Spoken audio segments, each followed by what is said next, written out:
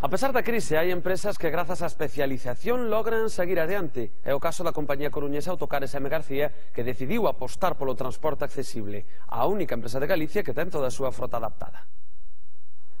Cando este mozo coruñés decidiu apostar polo transporte accesible na compañía de autobuses que dirixe, conseguiu que a súa empresa sexa na actualidade a única en Galicia con toda a súa frota adaptada e dotada de plataforma elevadora, algo que lle permitiu diferenciarse e sortear a crise.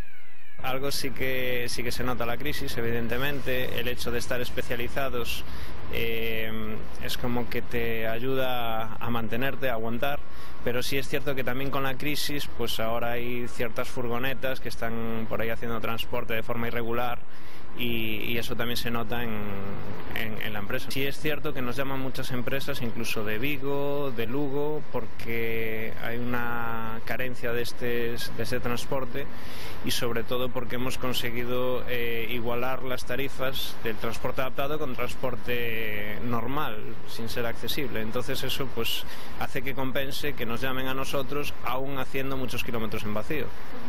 Esta furgoneta foi a que utilizou Stephen Hawking durante a súa visita a Santiago. O científico quedou impresionado por ser moi semellante a que ele emprega no Reino Unido, algo que enche de orgullo os traballadores desta empresa. Nos contrató la Universidad de Santiago de Compostela. Al principio no nos dijo quién venía y bueno, después pues vinieron a verla, quedaron muy contentos, dijeron que era muy parecido en el sistema de anclajes y de seguridad a lo que tenían ellos allí en Cambridge. Y realmente quedaron encantados y a nosotros nos llena de satisfacción porque bueno, que te reconozcan así tu trabajo y lo que estás peleando pues se agradece mucho.